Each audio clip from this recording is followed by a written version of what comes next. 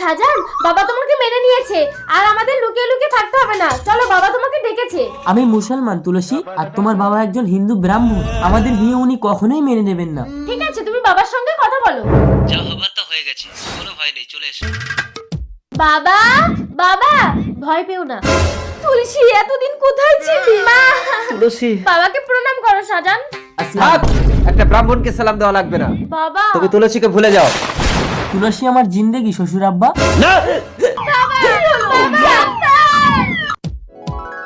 পুনরায় আমার জীবন দান করার জন্য ধন্যবাদ ডাক্তার দিদিমণি। আমাকে ধন্যবাদ দিতে হবে না। ওই মুসলমান ছেলেটি সময় মতো নিজের শরীর থেকে রক্ত না দিলে আমি আপনাকে বাঁচাতে পারতাম না।